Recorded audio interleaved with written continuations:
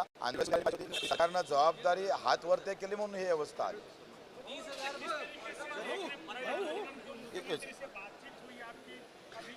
देखो 2.5 घंटे बातचीत हुई, बहुत खड़ा जंगी हुई.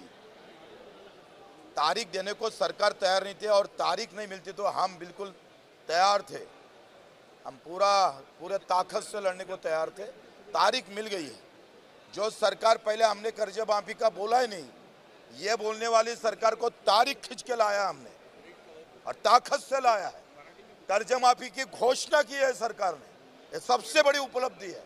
अगर ना आंदोलन ना होता तो क्या ये नहीं होता. आज सरकारने असं म्हटलं हो, याचं क्रेडिट कोणाला देता? शेतकऱ्यांचं हे कर्जमाफीची तारीख आली, बच्चू भाऊ, कर्जमाफीची तारीख आली, याचं क्रेडिट तुम्ही कोणाला देता? ज्यांनी आत्महत्या केली आतापर्यंत त्यांना देणार की कोणाला देणार? शेतकरी बांधवांना देणार, सरकारला देऊ, आमच्या नेत्यांना देऊ. हे जर कदाचित आले नसते आमचे सर्व नेते मंडळी तर हे मूठ बांधल्या नाही गेली असते. त्या सगळ्यांच्यामुळे हे शक्य झालं. खरं तर हे जर आले नसते तर एकटा बच्चू कडू पाहिजे त्या ताकदीनं लढू शकलं नसतं. हे कार्यकर्त्याचं क्रेडिट आहे जो बिचारा अजूनही नजरेसमोर राबलाय. 8 महिन्यापासून लढतोय आम्ही.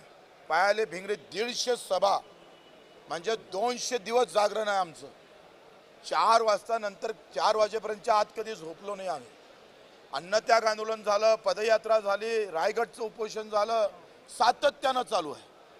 आणि एवढं सगळं करून सुद्धा काही लोक अशा प्रकारच्या टवळक्या करत असेल तर माफ करा.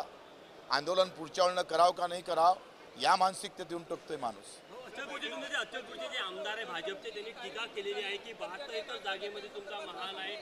हे मला वाटते तेरवीत लग्नाचं आमंत्रण देत नसते. त्याच्यानं हा विषय आजचा विषय इतका चांगला आहे. पुन्हा एबीपी माझानं नको त्या विषय तर काढण्यासारखं. तुमचं अधिक नाव पहिलेच बदलाम आहे.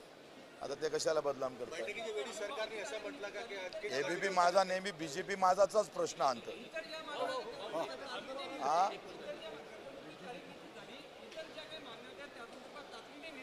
आता 8 दिवसात लगेच एक बैठक लागणार, त्याच्यावर निर्णय होईल. कसं आम्ही जिवंत आहे.